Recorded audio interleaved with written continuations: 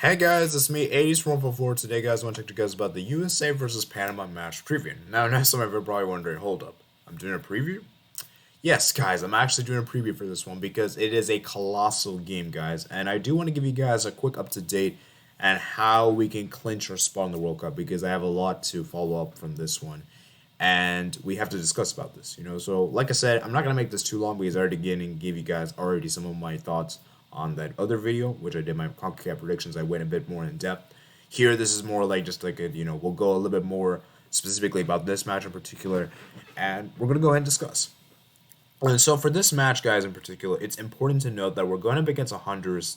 I was gonna say Honduras, Panama team that has been very, very good. They've been one of the most impressive teams in the qualifiers, and they've played some of the best football I've ever seen. The thing about Panama, though, that I've noticed is that when you're looking at the other teams and their goal difference, especially, Panama has to be the worst team when it comes to goals conceded, and that is something that I feel like the USA can really attack upon. Because I don't know if you guys remember, the last time we played Panama in the World Cup qualifiers, we won against them 4 goals to nil. 4 goals to nil, guys. 4 goals to nil. And I just think that for me, that if we're able to win 4 goals to nil at home, and given the fact that was a really one of the worst USA teams we have seen in a while, we should be more than capable of doing this here. Obviously, you could say the Panama team has improved, and I would say though I think this Panama team right now is probably worse than the team they had a few years ago, but they still got some decent players. And the thing about Panama is that they play such a high brand attacking style of football, and it's very very much entertaining, very very much a great brand of football. But at times it can be a bit a bit not what's the word calling it? I'm trying to figure out say that, a bit not effective, right? Because when you're scoring a lot of goals and you're conceding so many, it just shows that you don't really have a strength. And I think for Panama in particular, we have to hit them on the counter attacks in particular. And a lot I was hearing a Panamanian friend on someone else's channel and saying that a lot of the goals that we conceded has been through the left flank, and so I think that's definitely something we can exploit with our wingers and to add the pace in behind. I just think that we can add a lot of issues to Panama's in particular. And now coming into this game, as far as player roster is concerned, and then we'll discuss the qualification after this. Um, obviously, you guys know Timothy Way is suspended. He will not take part of this game. Obviously, we also have the player DeAndre Yedlin. He will not take part. And as Greg Berhalter called up, he called up Shaq Moore as a replacement. Of course, he will never call up Joe Scally. Guys, Joe Scally, I don't know what's up. There's got to be some agenda against Joe Scally because the amount. I mean, why are we calling up we're calling up a guy that's not even a regular starter for their team in the second division of Spain. If you're not even a starter for a second division team, that's just, man, I just don't know what to say. And it's just a great thing to do. And obviously, Reggie Cannon will be sent home. He tested positive, so he will no longer take part in any of the matches. And we essentially have only one right back for this campaign, which is very, very disappointing.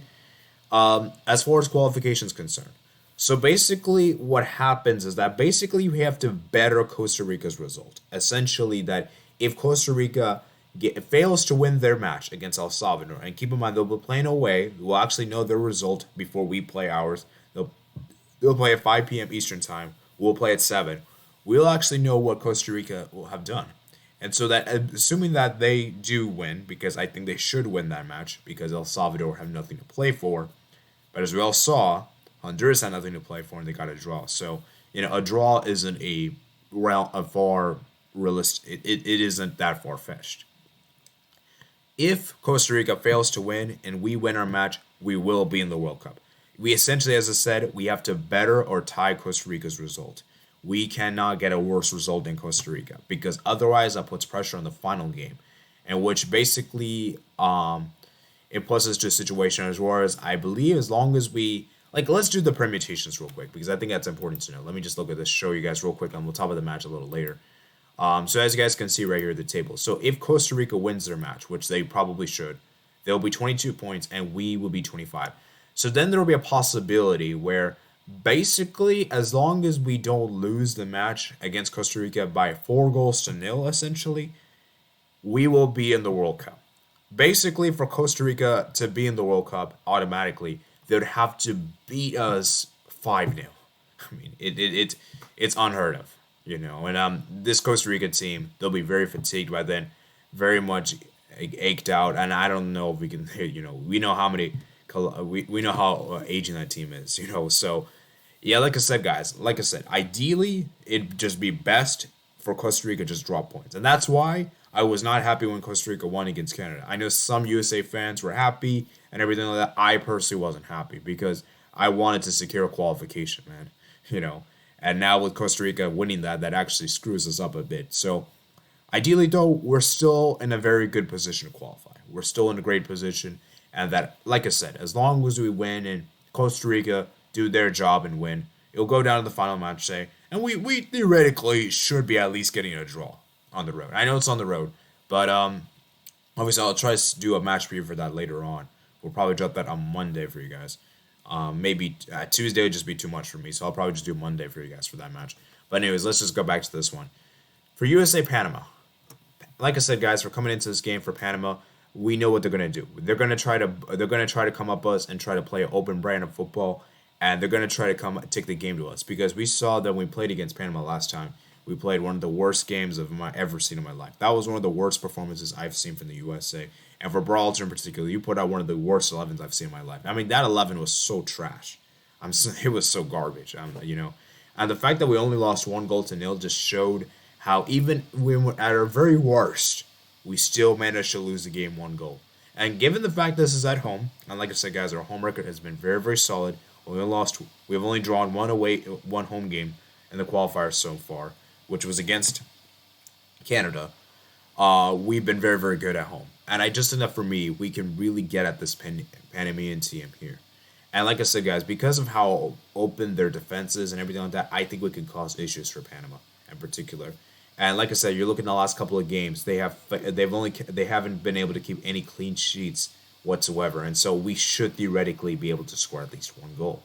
Whereas for the USA, we've kept 4 clean sheets, except for the Canada game. That's the only game we didn't keep a clean sheet in. And it's going to be very interesting. So let's go ahead and go over the starting 11 that I think we'll see, and we'll obviously talk a bit about that. So goalkeeper, guys, obviously we're going to see Stefan. He's going to start this game 100%, no doubt whatsoever. I don't know why it's saved like that on the thing, but whatever, we'll just deal with that. Center backs, obviously Zimmerman and Miles Robinson. They're going to be your true center backs. I don't know why Zimmerman's not on here, but let's pretend he is. Miles Robinson, obviously, they're going to be our two center backs for sure. For me, like I said, they've been they've been our best partnership at the back, and I think it's a very, very good duo to have. Obviously, right back will be Shaq Moore. Okay, we can't even do him. And then left back, love Anthony Robinson. And then for the CDM position, Tyler Adams. Like I said, guys, he's still in a yellow card away for suspension. At this point, we just have to go for it. I would start Tyler Adams in this game, for sure. Adams should definitely start this game. And then for the center mids, obviously Musa will start as pretty much a guarantee. Then who's going to partner next to him? Because you have Kellen Acosta, right? To be honest with you guys, I'm not really the guy that likes Kellen Acosta, if I'm being honest with you. I feel like he's so much better as a number 6 than as a number 8. And for me, I just don't really think Kellen Acosta should be. But of course, you guys know the injuries we have to Weston McKennie and everything like that. So, I just don't know, man. So for this one, most likely Kellen Acosta will start. I don't think Berhalter will be brave enough to start Luca De La Torre. I hope to God that Roldan doesn't start. And yeah, those are pretty much our other options. So, I mean, yeah, I guess Kellen Acosta will probably start by default. I know some people will say, what about Gio Reyna? We'll get to him in a bit. But we'll speak about him. Striker, for me, this is interesting. Left wing, obviously, Christian Pulisic will start this game.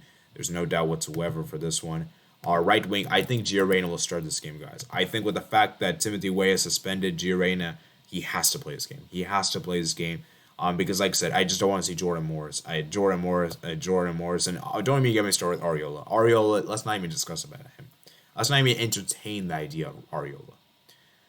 Jordan Morris, I don't think is that good enough to be a starter. And for striker, guys, it's a difficult one. Because, I'll be real with you guys, we don't really have any great strikers. Pepe this year has just been bad. He's been really bad this year, guys.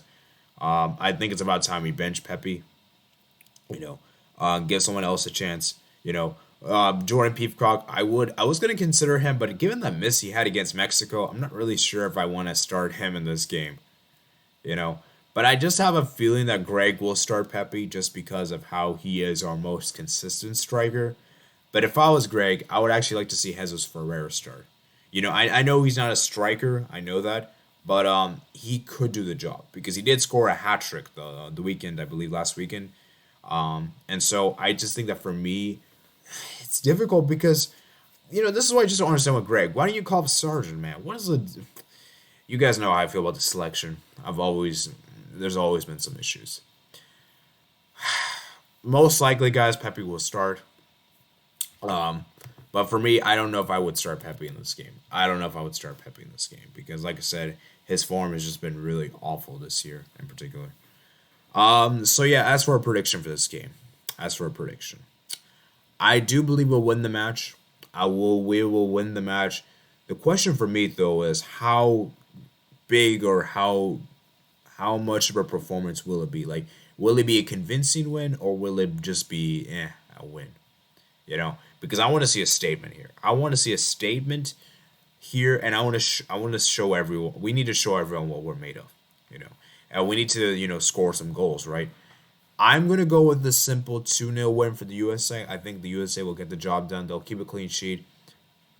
I have a feeling Pulisic will score, and I have a sneaky feeling Reina might score too. Because I should have talked about some match review, but Reina just dribbled through the entire Mexican team. There's like a YouTube clips on that, and holy moly, man! Wow, that was incredible, man. That was incredible. It was just incredible. It was almost like what it was like what Diego Maradona did like in 1986, man. It was ridiculous, man. So yeah, man. Hopefully, Gio Reyna could have a good game because man, this guy is talented, man. This guy is talented, and it's such a shame we haven't had him for most of this campaign because of how much injured he's been. And so it's really good that he's now here for these crucial games because this game is very crucial. And obviously, the game against Costa Rica is also very crucial indeed. So, like I said before, guys, I hope Berhalter gets the job done because, like I said before, guys, we really need a strong win. I need a strong performance, and we need a convincing win.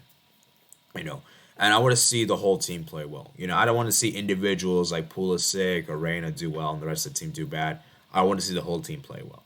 Because I'm telling you this right now, guys, Panama will come into this game for something. They want to get something from this game. They want to get a draw. They want to get something for this game.